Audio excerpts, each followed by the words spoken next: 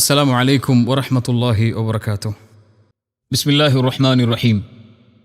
என் வாழ்வின் இரண்டாவது முறை மார்க்கப் பணியின் தொடர்புக்காக இல்லாமல் மனவழிகளோடு நடக்கின்ற குழப்பங்களை மனதில் கொண்டு என்னை சுற்றியிருக்கின்ற விமர்சனங்களுக்கு பொது வழியில் நான் பதில் கூற கடமை இருப்பதை உணர்ந்து இந்த பதிவை இறைவனை சாட்சியாக கொண்டு வெளியிடுகின்றேன்.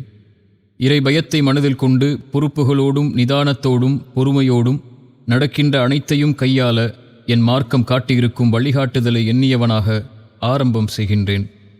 எல்லாவற்றுக்கும் முன்னதாக நான் ஒரு சாதாரண மனிதன். எப்படி இறை சோதனைகள் எல்லா மனிதர்களுக்கும் பொதுவானதோ அது போன்று சோதனையிலிருந்து நானும் விதிவிலக்கானவன் இல்லை. ஆம், என் இறைவனால் நான் சோதிக்கப்படுகின்றேன். அதுவும் மனித சதிகளைக் கொண்டும் நட்பின் துரோகங்களைக் கொண்டும் அவதூறுகளைக் கொண்டும் அவமானங்களைக் கொண்டும் மிரட்டல் எச்சரிக்கைகளைக் கொண்டும் இன்னும் பலவாறாக நான் என் இறைவனால் சோதிக்கப்பட்டு கொண்டிருக்கின்றேன்.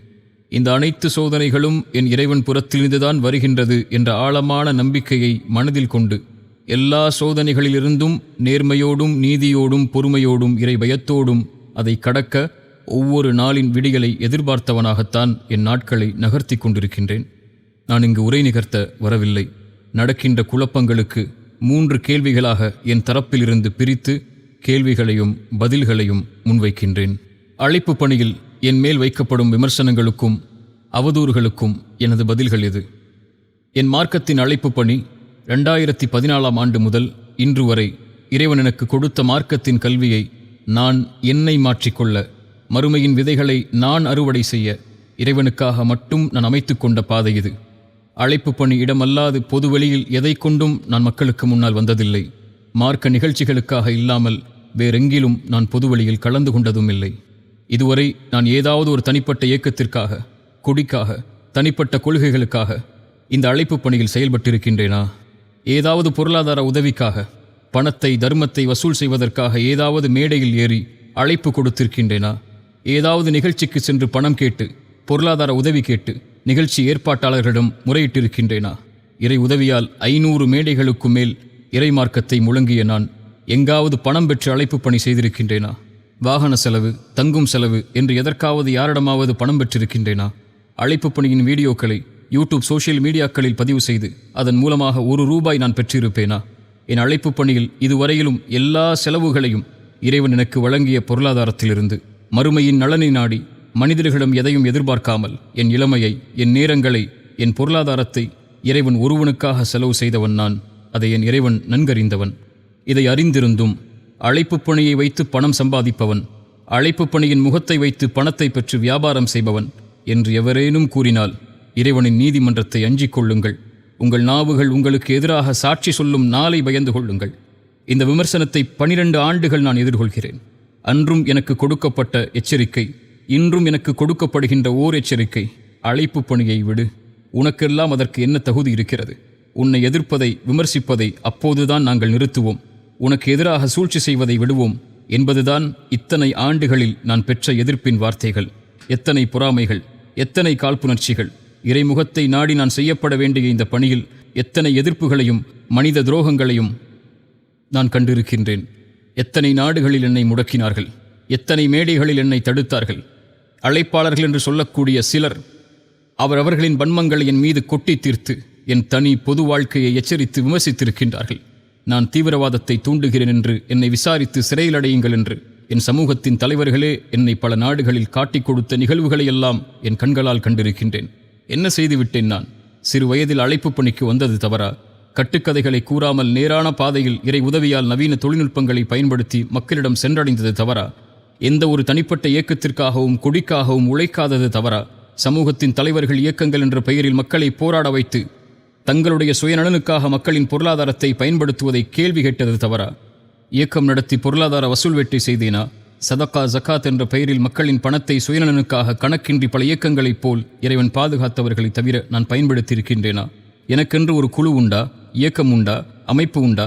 13 ஆண்டுகள் இறைவனை தவிர யாரை நாடி நின்றிருக்கின்றேன்? இத்தனை ஆண்டுகள் இந்த சமூகத்திற்காக, அதன் நேர்வழிக்காக என் சிறு குரலின் அழைப்பை தவிர நான் செய்த செயல் என்ன? இந்த அழைப்பு பணியின் பாதையில் எத்தனை மிரட்டல்கள், சதிகள்! இதுவரை எங்காவது, எந்த மேடையிலாவது யாரின் கண்ணியத்தையாவது குறைத்து பேசி இருக்கின்றேனா? எந்த இயக்கத்தையாவது தனிப்பட்ட முறையில் சாடி இருக்கின்றேனா? யாரின் புகழுக்காகவோ இகழுக்காகவோ உழைத்திருக்கின்றேனா? எங்காவது மார்க்க மேடைகளை என் சுயநலனுக்காக பயன்படுத்தியிருக்கின்றேனா? இப்படி இறைவனுடைய முகத்தை நாடி செயல்பட்ட எனக்கு ஏன் இத்தனை விமர்சனங்கள் இந்த அழைப்பு பணியில் மட்டும்? இது என் இறைவனால் வழங்கப்பட்ட பாதை. இதில் மிரட்டல், அவதூறுகள், எச்சரிக்கைகள் எதை கொண்டும் என்னை தடுத்து விடலாம் என்று யாராவது நினைத்தால், என் இறைவன் என்னோடு இருக்கும் வரை, என் உயிர் என்னோடு இருக்கும் வரை அது நடக்காது. எவரும் என்னை தடுத்து விடவும் முடியாது. என் இறைவனுக்காக இந்த குரல் என் இறுதி மூச்சு வரை ஒலித்து கொண்டே இருக்கும். என் இறைவன் அதற்கு துணை நிற்பான். இதில் புகழ், கண்ணியம், அங்கீகாரம், மக்கள் கூட்டம், மக்களின் ஈர்ப்பு, மக்களுடைய எதிர்ப்பு, பொருளாதாரம் என எதுவும் எனக்கு தேவையில்லை, என் இறைவனின் அங்கீகாரத்தை தவிர. இரண்டாவது என் மீது வீசப்படும் விமர்சனம் என் தனிப்பட்ட குடும்ப வாழ்வை பற்றி. குடும்ப வாழ்க்கை என்பது பொதுவெளியில் பேசப்பட வேண்டிய அம்சமில்லை. நியாயங்களை மக்களிடம் முன்வைத்து கேட்பதற்கு இது ஒரு சமூக பிரச்சனையும் இல்லை. நாகரிகமற்று மற்றவர்களின் குடும்ப வாழ்க்கையை பொதுத்தளத்தில் விமர்சிக்கும் எந்த தகுதியும் இந்த சமூகத்தில் எவருக்கும் இல்லை. அவரவரின் குடும்ப வாழ்வின் நிகழ்வுகளை அவரவர் சார்ந்து விட்டுவிட்டு மார்க்க அடிப்படையில் தீர்வை காண்பதுதான் முறையை தவிர, ஒருவரை இழிவுபடுத்த இயக்கம் என்ற பெயரில் கட்ட பஞ்சாயத்து செய்து நடுத்தெருவில் நிற்க வைத்து அவமானப்படுத்துவதோ, வன்கொடுமை என்று ஒருவர் மீது மாபெரும் பழியை போடுவதோ வழிமுறை அல்ல. எந்த தூதரும் இதற்கு இவர்களுக்கு வழிகாட்டவில்லை. இன்னும் நான் இதில் பட்ட அநீதத்தை இந்த இடத்தில் எடுத்து கூறினால் பலரின் கண்ணியத்தை பற்றிய நாவுகள் பேச நேரிடும் என்பதைக் கண்டு இறைவன் மீது பயம் கொண்டு விலகிக் கொள்கிறேன். அவரவரின் வாழ்க்கையை, அதை சார்ந்திருக்கும் அம்சங்களை அவரவர்களோடு விட்டுவிடுங்கள். உங்களுடைய குடும்ப வாழ்வை எப்படி பொதுத்தளத்தில் விமர்சிப்பதை யாரும் விரும்ப மாட்டீர்களோ, அதுபோன்று என் குடும்ப வாழ்வை பொதுத்தளத்தில் விமர்சிப்பதை நானும் விரும்பவில்லை. இதில் நான் இறைவனை பயந்து கொள்கிறேன். இதில் நான் எவருக்கும் அநீதம் செய்பவன் இல்லை. என் இறைவன் என் செயல்களின் நேர்மையைக் கொண்டு இது போன்ற குழப்பங்களிலிருந்து என்னை பாதுகாக்க போதுமானவன். மூன்றாவது விமர்சனங்கள் தனிப்பட்ட என் வியாபார பொருளாதாரத்தை பற்றிய குற்றச்சாட்டுகள். இவைதான் என் முன்னால் கேள்விகளாக குவிந்து கிடக்கிறது. என் வியாபாரம் என்பது என் இறைவன் எனக்கு வழங்கிய கல்வியை கொண்டும் அனுபவத்தை கொண்டும் இறைவன் அனுமதித்த செல்வத்தை ஹலாலான வழியில் பெறுவதற்கு நான் தொடங்கிய ஒன்று. இன்று நேற்று அல்ல, 15 ஆண்டுகள் முதல் இதுவரை இறைவன் அருளால் என் பொருளாதாரம் இந்த வியாபாரத்தின் அடிப்படையில் மட்டுமே அமைந்திருக்கிறது. இதற்கு என் இறை உதவிக்கு பிறகு 10 ஆண்டுகள் பல நாடுகளில் நான் உழைத்த நிறுவனங்களும், என் MBA மேல் படிப்பும், என் இறைமார்க்கத்தின் வியாபார வழிகாட்டலும் இதுவரை எனக்கு உதவி செய்து கொண்டிருக்கிறது. நான் வியாபாரத்தின் மூலமாக மட்டுமே என் பொருளாதாரத்தை தேடுபவன். அழைப்பு பணியை முன்வைத்து அல்ல. அழைப்பு பணி என் நோக்கம், அது என் தொழில் அல்ல. வியாபாரமே என் தொழில். ஆனால் ஒரு அழைப்பாளன் எப்படி பணம் சம்பாதிக்க முடியும்? இவ்வளவு பெரிய வியாபாரங்களையும் நிறுவனங்களையும் ஒரு அழைப்பாளன் எப்படி நடத்தலாம் என்று என் முன்னால் அவதூறுகளின் கேள்விகளை முன்வைத்தால் இதற்கு நான் பதில் கூற வேண்டிய எந்த அவசியமும் எனக்கு இல்லை. நான் செய்யும் வியாபாரத்தின் நோக்கமே சுய ஒழுக்கத்தோடு வியாபாரம் செய்து செல்வத்தை ஹலாலான வழியில் சம்பாதித்து என் அழைப்பு பணியில் நான் சுதந்திரமாக இறைமுகத்தை நாடி செயல்பட வேண்டும் என்ற நோக்கத்தை தவிர வேறெதுவும் இல்லை என்பதை என் இறைவன் நன்கறிந்தவன். 15 ஆண்டுகளில் எத்தனையோ ஏற்றிறக்கங்களை இந்த வியாபாரத்தில் கண்ட நான், நஷ்டலாபங்களை கண்ட நான், இன்று வரை இந்த வியாபாரத்தை பேணி பாதுகாத்து நடத்தி வந்த போதிலும் இத்தனை ஆண்டுகள் இல்லாமல் என் தனிமனித பொருளாதார வாழ்க்கையின் அம்சங்கள் இன்று ஏன் பொது வழியில் விமர்சிக்கப்படுகிறது? அழைப்பு பணியில் இருப்பவன் வியாபாரம் செய்வதாலா, அல்லது அழைப்பு பணியில் இருப்பவன் சுய பொருளாதாரத்தோடு வாழக்கூடாது என்பதாலா, ஏழ்மையிலேயே ஒரு அழைப்பாளன் வாழ வேண்டும் என்ற எண்ணம் இந்த சமூகத்தில் வேரூன்றி நிற்பதாலா? எதனால்? இதற்கெல்லாம் பதில்கள் எங்கே இருக்கிறது? ஒருவன் வியாபாரத்தில் உயர்ந்து விட்டாலே இவன் ஹவாலா பணத்தை கொண்டு உழைப்பவன், 3ஆம் தர வியாபாரம் செய்பவன், அவரின் பினாமி, இவரின் பினாமி, அவரின் காசு, இவரால் முன்வந்தவன் என்ற கதைகளை ஏன் எடுத்துரைக்கிறீர்கள்? வியாபாரத்தில் சறுக்கினால் இவன் எதனால் தோற்றான், இவன் தோற்பான் என்று எங்களுக்கு தெரியும், இந்த நிலைக்கு வருவான் என்று தெரியும் என்று ஏன் கூச்சலிடுகிறீர்கள்? எவர் உயர்ந்தாலும் இங்கு யாரும் மகிழப் போவதும் இல்லை என்பதையும், எவர் தாழ்ந்தாலும் பழி போடுவதைத் தவிர வேறு எதையும் செய்ய யாரும் தயங்குவதில்லை என்பதையும் இந்த உலகத்தின் பாடமாக பெற்று வாழ்ந்து கொண்டிருக்கின்றேன். இறை உதவியைக் கொண்டு ₹1 ஆரம்பம் செய்து இன்று இத்தனை நிறுவனங்களை நடத்தி எத்தனையோ ஏற்றிறக்கங்களைக் கண்டு இரவு பகலாக உழைத்து ஹலாலான செல்வத்தை சேர்ப்பதற்காக வங்கிகளை அணுகாமல் என் செல்வத்தையும் ஹலாலான முதலீடுகளை கொண்டும் நடத்தப்பட்டதுதான் என் நிறுவனங்கள். இதன் மீது ஏன் இத்தனை விமர்சனங்கள்? ஏன் இத்தனை கட்டுக்கதைகள்? ஒருவரின் தனிப்பட்ட வியாபார முறையை அறியாமல், பொருளாதார அம்சங்களை அறியாமல், கொடுக்கல் வாங்கலின் தன்மைகளை அறியாமல் எப்படி நாவு கூசாமல் ஒருவரை இவ்வளவு கேவலமாக விமர்சிக்க முடியும்? இருவருக்கும் நடந்த வியாபார தொடர்பு என்ன, ஒப்பந்தம் என்ன, பெறப்பட்ட லாபம் என்ன, பகிரப்பட்ட நஷ்டம் என்ன என எந்த அடிப்படை உண்மைகளையும் தெரியாமல் இழிவின் வார்த்தைகளை ஏன் முன்வைத்துக் கொண்டே இருக்கிறீர்கள்? இதை சார்ந்த விமர்சனங்களுக்கு வருகின்றேன். பல கோடி மோசடி, பொதுமக்களின் பணம் சூறையாடல், அழைப்பு பணியை வைத்து முதலீடு ஈட்டுதல், பலரிடம் ஒரே நிறுவனத்திற்காக வசூல் செய்தல், இப்படிப்பட்ட கேள்விகளை எல்லாம் என் முன்னால் முன்வைத்து விட்டீர்கள். பல கோடி மோசடி. எத்தனை கோடி? ஒருவர் சொல்கிறார் 2 கோடி, இன்னொருவர் சொல்கிறார் 10 கோடி, இன்னொருவர் சொல்கிறார் 50, 100 கோடி என்று. இன்னும் அவரவர்களின் நாவுகளுக்கு ஏற்ப அவரவர்கள் தொகையை முடிவு செய்கிறார்கள். இதில் எது உண்மை? இதை என் இறைவனும் நான் தொழில் நடத்தும் நாட்டின் அரசாங்கமும் என் வங்கிக் கணக்கும் தான் அறிந்தவை. இதை பொதுவெளியில் வெளியிட நான் சமூகத்தை வைத்து இயக்கம் நடத்தவில்லை. லாப நஷ்டங்களை கொண்ட வியாபார நிறுவனம் நடத்துகிறேன். ஒரு தனி மனிதனின் பொருளாதார வியாபார நிறுவனத்தை பற்றிய கணக்குகளை பொதுவெளியில் வெளியிட வேண்டிய அவசியம் இங்கு எதற்கும் இல்லை. பொதுமக்களின் பணம், முதலீடுகள் சூறையாடுதல் என்ற விமர்சனம். என்னோடு வியாபாரம் செய்யும் நபர்களே மொத்தம் 8 பேர்தான். இவர்கள்தான் இவர்கள் சொல்லும் சமூகமா, பொதுமக்களா? இவர்கள் நேற்று இன்றுதான் என்னோடு வியாபார தொடர்பில் உள்ளவர்களா? இவர்கள் வியாபாரத்தில் எந்த அடிப்படையும் தெரியாமல் நான் அழைப்பாளன் என்பதால் மட்டும் லாபத்தை எதிர்பார்க்காமல் முதலீடு செய்தவர்களா? இவர்களுக்கும் எனக்கும் உள்ள தொடர்பு, கொடுக்கல் வாங்கல் சமூகத்தின் மத்தியில்தான் முடிவு செய்யப்பட்டதா? சில நபர்களுக்கும் ஒரு நிறுவனத்திற்கும் நடக்கும் கொடுக்கல் வாங்கல், லாப நஷ்ட பகிர்வு ஏன் சமூகத்தின் மத்தியில் பொதுவெளியில் விமர்சிக்கப்படுகிறது? சமூகத்தில் உள்ள எல்லா வியாபாரிகளின் வியாபார தொடர்பும் கொடுக்கல் வாங்கலும் இப்படித்தான் பொதுவெளியில் விமர்சிக்கப்படுமா? யாராவது இதை ஏற்றுக்கொள்வார்களா? ஒரு அழைப்பாளன் பொதுவெளியில் இருக்கிறான் என்பதற்காக அவனுடைய தனிப்பட்ட பொருளாதார கணக்குகள் பொதுவெளியில் பகிரப்பட வேண்டும் என்பதுதான் நீதியா? என் நிறுவனத்தில் வேலை பார்த்த ஒருவர் வேலையை விட்டு அவரின் தவறால் நீக்கிய காரணத்தால் வெறுப்புணர்ச்சியோடு சதித்திட்டம் செய்து என்னோடு கருத்து வேறுபாடு கொண்டுள்ள எல்லா எதிரிகளையும் ஒன்றிணைத்து என் நிறுவனத்தின் தனிப்பட்ட அமானிதங்களை பலரிடம் பகிர்ந்து கொண்டு என்னோடு தொழில் செய்யும் எல்லோரையும் குழப்பி ஒரு மனிதனுடைய 15 ஆண்டுகளுடைய உழைப்பை தரைமட்டமாக்கிய இந்த சூழ்ச்சியை நான் பொதுவெளியில் பகிர்ந்தால் என்ன ஆகும்? இவர்களின் இந்த குரலெல்லாம். இந்த சூழ்ச்சியில் அழிந்தவனும் கேள்விக்குள்ளாக்கப்பட்டவனும் நானாகவே இருந்துவிட்டு போகின்றேன். என்ன ஆனாலும், என்ன அநீதம் என் மீது செலுத்தப்பட்டாலும் நான் யாருக்கும் அநீதம் செய்யப் போவதில்லை. செல்வம் ஒரு அமானிதம், அதை பேணவில்லை என்றால் என்ன ஆகும் என்ற மார்க்கத்தின் எச்சரிக்கையை நன்கறிந்தவன் நான். எவரின் 1 ரூபாயும் ஹராமான வழியில் என்னிடம் வந்துவிடக்கூடாது என்பதை பேணி பாதுகாப்பவன் நான். இந்த சூழ்ச்சி வலையில் நானும் என் வியாபாரமும் என்னை சார்ந்தவர்களும் சிக்குண்டு தவிக்கிறோம். இருந்தாலும் அமானிதங்களை இறை பயத்தோடு கையாள வேண்டுமென்ற இறை பயத்தை மேலும் என் உள்ளத்தில் நான் பதிய வைக்கிறேன். இந்த நேரத்தில் இதன் வியாபாரத்தின் தோல்வி அல்ல, ஒரு சதியால் நான் சந்திக்கும் வீழ்ச்சி. எத்தனையோ ஏற்ற இறக்கங்களை என் வாழ்வில் கண்ட நான் இறைவனுடைய அருளால் எப்படி மீண்டு வந்தேனோ அது போன்று என்னோடு நேர்மையும் உண்மையும் இருக்கும் வரை என் இறைவன் என்னை ஒருபோதும் கைவிடப் போவதில்லை. என் இறைவன் என்னோடு இருக்கின்றான். என்னை இறைவனுக்காக நேசிக்கும் எல்லா உறவுகளும் என்னோடு உண்டு. எல்லோரின் அமானிதங்களும் என் தரப்பிலிருந்து நீதியோடு மட்டுமே நடந்து கொள்ளப்படும் என்பதை இந்த குழப்பங்களுக்கு இறை சாட்சியோடு நான் முன்வைக்கும் வார்த்தைகள். கடைசியாக, ஒட்டுமொத்த சமூகத்தையும் கலக்கத்திலே ஆட்படுத்தி சந்தேகங்களை கிளப்பிய UTJ என்ற அமைப்பால் வெளியிடப்பட்ட அந்த ஒரு வீடியோ, அந்த வீடியோவின் காட்சிகளை வைத்து அதை நியாயப்படுத்தியும் எதிர்த்தும் கேள்விகளை முன்வைத்தும் எல்லா நாவுகளும் சமூகத்திலே பேசி தீர்ந்துவிட்டது. இறைவனால் பாதுகாக்கப்பட்டவர்களை தவிர என் தரப்பின் கேள்விகளையும் நியாயங்களையும் என் அவமானங்களையும் இதுவரை என் இறைவனிடத்தில் மட்டுமே முறையிட்டு வந்த நான் என் பொறுப்பை உணர்ந்து நடந்தவற்றை இறை சாட்சிகளோடு பட்டியலிடுகின்றேன். கடந்த ஆகஸ்ட் 8ஆம் தேதி நான் திருச்சிக்கு நண்பராக கருதிய ஒருவருக்கு நான் செய்த பண உதவியை திருப்பி பெறுவதற்காக வந்த நேரத்தில் அந்த நண்பனையே எனக்கு துரோகியாக மாற்றி அவரோடு சேர்ந்து சதி செய்து என்னை கடத்தியது யார்?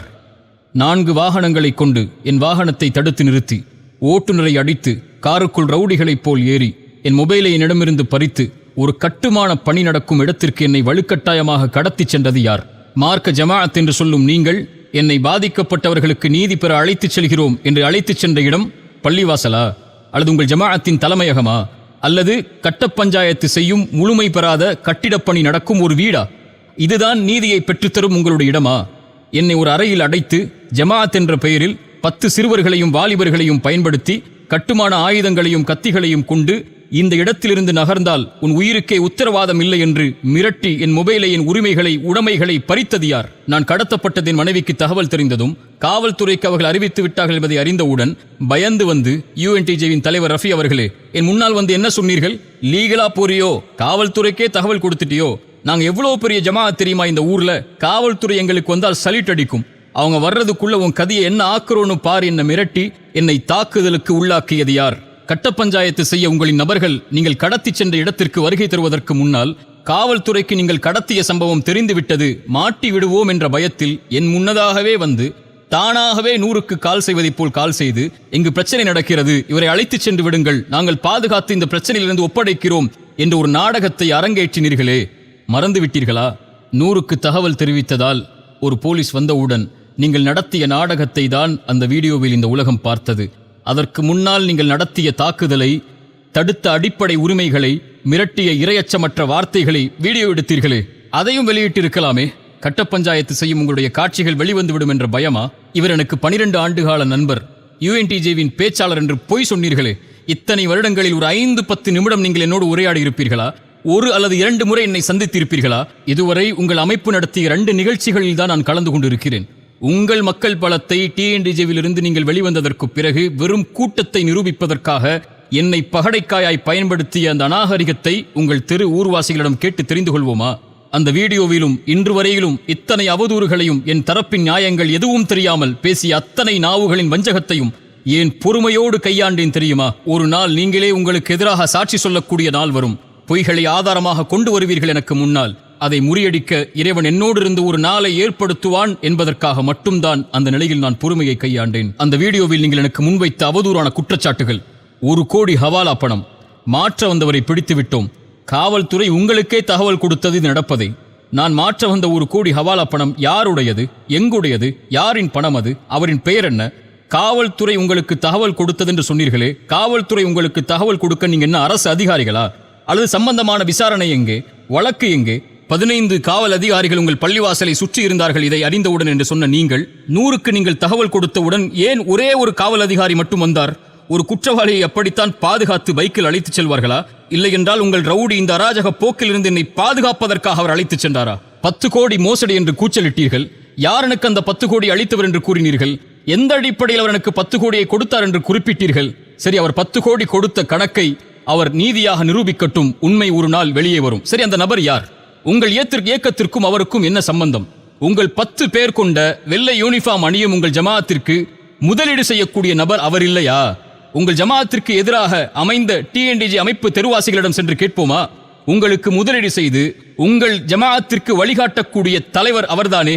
உங்கள் தலைவருக்கு கட்ட பஞ்சாயத்து செய்து 1ஐ 100ஆக்கி பணம் வசூல் செய்து கட்ட பஞ்சாயத்து செய்யும் நாடகம் தானே அது. ஏன் அதை மறுக்கிறீர்கள்? நாவு கூசாமல் இரையச்சமின்றி ஒரு பெண்ணை வன்கொடுமை செய்தவன் என்று கூச்சலிட்டீர்களே, எந்த அடிப்படையில்? என் தனிப்பட்ட வாழ்வில் எதில் நீங்கள் பங்கு கொண்டீர்கள்? எந்த அடிப்படையும் இன்றி என் வாழ்வை குறித்து கேள்வி கேட்க உங்கள் இயக்கத்தின் சிறுவர்களுக்கும் உங்களுக்கும் தகுதி கொடுத்தவன் எவன்? இதற்கு சாட்சியாக நீங்கள் முன்வைக்கும் அந்த பெண் வழக்கறிஞர் யார்? அதை ஏன் மறைத்தீர்கள்? 10 கோடி முதலீடு செய்ததாக கூறுகின்ற உங்களின் தலைவரின் 4வது மனைவி இல்லையா அவர்? பொருளாதார மோசடிக்கு கணவரும் பெண் குற்றச்சாட்டுக்கு அவருடைய மனைவியும், இவர்களின் 10 பேரின் இயக்கம் ஒரு தனி மனிதனுக்கு எதிராக இப்படி படுகேவலமான அவதூறுகளையும் பொய்களையும் பொது சமூகத்தின் மத்தியிலே கட்டவிழ்த்து விட முடியும்? கடத்தல் மற்றும் காணவில்லை புகார் தங்கள் மீது இருப்பதை தெரிந்தவுடன் காவல்துறை தோலுரித்து விடும் என்பதை பயந்து தப்பித்து ஓடி எப்படியாவது பழியை போட்டு பகல் முதல் இரவு வரை பொய் சாட்சிகளை கொண்டு புகார் அளித்து எப்படியாவது இவனை சிறையில் அடைக்க வேண்டும் என்று முயற்சித்தீர்களே, கூச்சலிட்டீர்களே. உங்கள் கூச்சலை பார்த்து, உங்கள் வெள்ளையாடை இயக்கத்தை பார்த்து காவல்துறை அதிகாரிகள் சொன்ன வார்த்தைகளை நான் இங்கே கூறினால் என்ன ஆகும் உங்கள் ஜமாஅத்தின் நிலைமை? என்னை குற்றவாளி என்றீர்கள். அப்படி என்றால் உங்கள் இயக்கம் எந்த தொந்தரவும் கொடுக்க மாட்டோம், இவரின் பாதுகாப்பை உறுதி செய்வோம் என்று தலைதொங்க காவல் நிலையத்தில் நீங்களும் உங்கள் தலைவரும் எழுதி கொடுத்தீர்களே, அந்த நகலை நான் வெளியிட வேண்டுமா? காவல்துறை கைது என்று தலைப்பை வெளியிட்டீர்கள். அப்படி என்றால் என் பாதுகாப்பை உறுதி செய்ய, உங்கள் அராஜக போக்கிலிருந்து என்னை பாதுகாக்க என்னுடைய அறை வரை காவல்துறை வாகனங்கள் என்னை பாதுகாக்க வந்தது எதற்கு? துரோகத்தை கொண்டு என்னை வீழ்த்த நினைத்தீர்கள், கடத்தினீர்கள், தாக்குனீர்கள், ஆயுதத்தை கொண்டு மிரட்டினீர்கள், என் உடைமைகளை பறித்தீர்கள். அன்றாட தேவைக்கு நான் செல்வதை கூட கதவை திறந்து செல் என்று நாவு கூசாமல் அதிகாரம் செய்தீர்கள். 3 மணி நேரம் உணவில்லாமல் சிறுவர்களை கொண்டும் வாலிபர்களை கொண்டும் என்னை தாக்கி ஒரே இடத்தில் உட்கார வைத்தீர்கள். இதுதான் உங்களுடைய இஸ்லாமின் நீதியா? இது குறித்து காவல்துறைக்கு நான் அளித்த புகாரையும் மருத்துவ அறிக்கையையும் காயங்களின் புகைப்படத்தையும் வெளியிட்டால் உங்கள் நண்பன் நாடகம் என்னவாகும் என்று தெரிந்து கொள்வோமா? இங்கு தப்பிக்கலாம் உங்கள் அதிகார பணபலத்தை வைத்து. இறைவனின் நீதிமன்றத்தில் அணுவும் நகர முடியாது. என் தரப்பின் நியாயம் வெளிவராது என்ற குருட்டு நம்பிக்கையில் என்னை பற்றி, என் வியாபாரத்தை பற்றி எந்த அறிவும் இல்லாமல் 1 மணி நேர வீடியோவை வெளியிட்டு அவரிடம் பணம், இவரிடம் பணம், இல்லாத ஸ்கூலுக்கு பணம், ஒரே நிறுவனத்தை வைத்து பல முதலீடு என்ற அடிப்படை ஆதாரமற்று இங்கு தேடினோம் அங்கு தேடினோம், தொடர்பு கொள்ள முடியவில்லை என்று பொய் கூறி உங்கள் ஜமாஅத்தின் முதலீட்டாளரையே வேற ஆள் போல் காட்டி, அவரின் 4வது மனைவியையே குடும்ப வழக்கறிஞராக காட்டி பொய்களை அரங்கேற்றி இருக்கிறீர்களே, இதற்குத்தான் இத்தனை நாட்கள் தேவைப்பட்டதா? அவரிடம் பணம், இவரிடம் பணம், இத்தனை முதலீடு என்று 1 வாரமாக என்ன செய்வதென்று தெரியாமல் என்னோடு தொடர்பில் இருந்த எல்லோருடைய பட்டியலையும் வாங்கி, பணம் திருப்பி கொடுக்கப்பட்டவர்களின் பட்டியலையும், லாபங்களை வாங்கிக் கொண்டு என்னை விட்டு சென்று விட்டவர்களின் பட்டியலையும், எந்த வியாபார அறிவும் இல்லாமல், உடன்படிக்கைகளை பார்க்காமல், 2 தரப்பின் நியாயங்களை பார்க்காமல் ஒருவர் மீது பொருளாதார பழிபோட ஏன் இவ்வளவு போராடுகிறீர்கள்? சரி, என்னை விமர்சித்தீர்கள். சரி, என்னிடத்திலே உங்களுக்கு 1000 முரண்பாடுகள் இருக்கலாம்.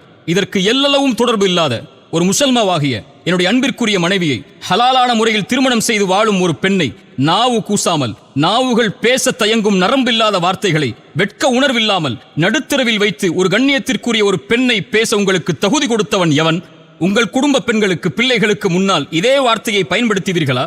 இப்படித்தான் இறை தூதர் உங்களுக்கு வழிகளை கற்றுக் கொடுத்தார்களா? ஒரு முசல்மாவாகிய ஒரு பெண்ணின் கண்ணியத்தை இறக்குவதற்கு உங்களுக்கு எவர் தகுதி கொடுத்தது? என் வீட்டிற்கு ஆள் அனுப்பி என் தந்தை தாயை மிரட்டி ஒரு ஒப்பந்தத்தில் கையெடுத்திடும் வரை வீட்டை விட்டு வெளியேற மாட்டோம் என்று உங்களின் தலைவரின் 4வது மனைவியையும் அடியாட்களையும் வைத்து வற்புறுத்தி கையெழுத்து ஒன்றை வாங்கிச் சென்றீர்களே, மறந்து விட்டீர்களா? அதை மறைத்துவிட்டு பேசுகிறீர்களா? 5 மாதங்களாக என் நிறுவனத்தில் வேலை பார்த்து நாகரிக குறைவால் நீக்கப்பட்ட ஒரு பெண்ணை கையாளாக வைத்துக் கொண்டு மற்ற ஊழியர்களுக்கு பணம் கொடுத்து என் தம்பிகளாக, உறவுகளாக நான் என் சொந்தம் போல் வளர்த்தெடுத்த என் ஊழியர்களை முதுகில் நெஞ்சில் எனக்கே குத்த வைத்து என் பத்திரங்களை, காசோலைகளை திருட வைத்து என்னோடு வியாபாரம் செய்யும் எல்லா நபர்களையும் குழப்பி ஒரு நிறுவனத்தை அல்லாமல் ஒரு தனி மனிதனின் வாழ்க்கையை அழிக்க துடிக்கும் உங்களுக்கு என் இறைவன் எதை கூலியாக கொடுப்பான் என்பதை பொறுத்திருந்து பாருங்கள். உங்களின் அரசியல் பணபலத்தை வைத்து எதையும் நிரூபித்து எனக்கு ஆதரவாக பேசும் எல்லோரையும் திருப்பும் முயற்சியில் கூட நீங்கள் வெற்றி பெற்று விடலாம். இறைவனிடத்தில் எப்படி தப்பிப்பீர்கள்? பொய் புகார்களை கொடுத்து, பொய்யான வழக்குகளை கொண்டு, அரசியல் பணம் விளையாட்டை வைத்துக் கொண்டு உங்கள் கடத்தல் தண்டனையை வேண்டுமானால் இந்த உலகத்திலிருந்து நீங்கள் தடுத்து விடலாம். இறைவனின் நீதிமன்றத்தில் எப்படி நீங்கள் தப்பிப்பீர்கள் என்பதை பயந்து கொள்ளுங்கள், பயந்து கொள்ளுங்கள். இது குறித்த அவதூறுகளில் 10, 50, 100 கோடி என்று எந்த கணக்குகளும் இல்லாமல், நாவின் நரம்பில்லாமல் ஒருவர் மீது பழி போடும் இந்த மிகப்பெரிய பழிச்சொல்லை பயந்து கொள்ளுங்கள், பயந்து கொள்ளுங்கள். ஒருவரின் கண்ணியத்தை அளிப்பதற்காக பெண் பொருளாதார குற்றச்சாட்டை கொடுத்தால் இறைவனால் கொடுக்கப்பட்ட கண்ணியத்தை உங்கள் கரத்தால் பறித்துவிட முடியும் என்ற இறை நம்பிக்கையின் அவாவை பயந்து கொள்ளுங்கள், பயந்து கொள்ளுங்கள். உங்கள் செல்வ ஆசைக்கு உங்கள் நஷ்டங்களை மறைக்க ஒருவரின் மானத்தை அடகு வைக்கும் இந்த முயற்சியை பயந்து கொள்ளுங்கள். இறுதியாக நான் நேசிக்கும் என் சமூகத்திற்கு ஒரு செய்தியை கேள்விப்பட்டால் எந்த ஆராய்வும் செய்யாமல், இரு தரப்பின் எந்த நியாயங்களையும் அறியாமல், இரு தரப்பின் எந்த வாதங்கள் விவாதங்களையும் அறிந்து கொள்ளாமல் ஒரு தரப்பை நியாயப்படுத்தி இன்னொரு தரப்பை மரணிக்க செய்து விடாதீர்கள். இறைவன் அதைத்தான் நமக்கு அறிவுரையாக சொல்கிறான். எந்த ஒரு அறிவும் இல்லாமல் எந்த ஒன்றையும் வெளிப்படுத்தாதீர்கள் என்று. இறைத்தூதர் சொன்னார்கள், கேட்பதையெல்லாம் மக்களிடத்திலே பகிர்ந்து கொள்பவன் பொய்யன் என்று. இறை நம்பிக்கை கொண்ட ஒரு அடியாருடைய பண்பை இறைமறை சொல்லுகிறது.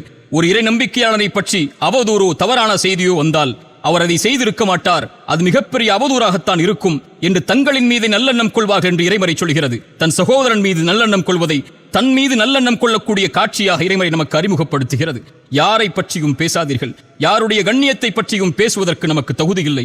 யாரையும் அவமானப்படுத்துவதற்கோ, யாரையும் குறை காண்பதற்கோ, யாருக்கும் தீர்ப்பளிப்பதற்கோ நாம் உரிமையாளர்கள் அல்ல. எத்தனையோ தீர்ப்புகள் எனக்கு எதிராக அளிக்கப்பட்டு விட்டது. எத்தனையோ என் கண்ணியத்தை இழிகுலைக்கக்கூடிய செயல்களை பலர் இந்த சமூகத்திலே செய்து விட்டார்கள். இறைவனிடத்தில் இவை எல்லாவற்றையும் ஒப்படைக்கிறேன். என் தோழர்களாகிய, என்னை நேசிக்கக்கூடிய, இறைவனுக்காக என்னோடு இருக்கக்கூடிய சகோதரர்களுக்கு நான் சொல்லக்கூடிய வார்த்தை ஒன்றுதான். எவரை பற்றியும் பேசாதீர்கள். யாருடைய குறைகளையும் வெளிப்படுத்தாதீர்கள். தன் குறைகளை மட்டுமே கண்டதை சீர்படுத்திக் கொள்ளுங்கள். ஒவ்வொருவரும் மனிதர்கள்தான். ஒவ்வொருவரும் தவறு செய்யக்கூடியவர்கள்தான். தவறுகளில் இருந்து தன்னை திருத்தி மீட்டெடுத்துக் கொள்பவர்கள்தான் இறைவனிடத்தில் மேலானவர்கள். அப்படிப்பட்ட சமூகமாகத்தான் நாம் நம்மை வளர்த்திருக்க வேண்டுமே தவிர, குறையுடையவர்களையும் தவறு செய்பவர்களையும் விமர்சனத்திற்கு உள்ளாக்கப்பட்டவர்களையும் தீர்ப்பு கொடுத்து அழிப்பது இறை நம்பிக்கையாளனின் குணமல்ல. இறைவன் அதிலிருந்து எம்மை பாதுகாக்கட்டும். இறைவனிடத்தில் பிரார்த்தனை செய்கிறேன். யாரெல்லாம் இந்த அவதூறுகளில் இருந்து விலகி இருந்தார்களோ அவர்களுக்கு இறைவன் கண்ணியத்தை தரட்டும். யாரெல்லாம் அறியாமல் இந்த அவதூறுகளில் சிக்கி தவித்தார்களோ அவர்கள் எல்லோருடைய பாவங்களையும் இறைவன் மன்னிக்கட்டும். கடைசியாக, என் போல் சோதிக்கப்படுகின்ற எல்லோர்களுக்கும் நான் சொல்லக்கூடிய வார்த்தை, லா தஹஃப் லா தஹ்சன், கவலை கொள்ளாதீர்கள், பயம் கொள்ளாதீர்கள். எதுவாயினும் இறைவன் நம்மோடு தான் இருக்கின்றான். இதை தவிர இந்த விமர்சனங்களுக்கு நான் எதையும் கூறப்போவதும் இல்லை. இந்த விமர்சனங்களுக்காக எந்த ஒரு வீடியோவையோ ஆடியோவையோ இனிமேல் வெளியிடப் போவதும் இல்லை. யார் தூற்றினாலும் அதை குறித்து கவலை இல்லை. யார் போற்றினாலும் அதை குறித்தும் கவலை இல்லை. எவரின் அங்கீகாரத்தை கொண்டும் இந்த சமூகத்திற்காக நான் உழைக்கவில்லை, என் இறைவனின் அங்கீகாரத்தை தவிர. இறைத்தூதரின் வார்த்தையை எனக்கே முன்வைக்கிறேன். இறைவா, இந்த ஒட்டுமொத்த சமூகமும் என்னை புறக்கணித்தாலும் நீ என்னோடு இருக்கும் வரை எதை குறித்தும் எனக்கு கவலை இல்லை. மேலும் அபூதர்தாவின் வார்த்தைகளை இந்த சமயத்திலே கூறிக்கொள்கிறேன். ஒருவேளை என் மானத்தை உங்களுக்கு முன்னால் கடன் கொடுக்கிறேன். வறுமையின் நாள் வரும், பேசுங்கள், எதை வேண்டுமானாலும் அது நன்மைகளாக திருப்பி வரும் என்ற நம்பிக்கையில் நான் பயணிக்கிறேன். இதை தவிர எந்த ஒரு ஆடியோவோ வீடியோவோ என் சார்பாக இந்த குழப்பங்களுக்கு வெளியிடப்படவில்லை. வெளியிடப்பட்டதாக சொல்லப்படுகின்ற எத்தனையோ ஆடியோக்கள் இதற்கு முன்னதாக பேசப்பட்டவை. இறைவன் எல்லாவற்றையும் நன்கறிந்தவன். எல்லா பிழைகளையும் இறைவன் மன்னிக்க போதுமானவன். எல்லா குறைகளையும் மறைக்க போதுமானவன். எல்லோர்களுக்கும் இறைவன் நேர்வழி காட்டி எல்லோர்களுடைய செயல்களையும் இறைவன் அங்கீகரிக்கட்டும்.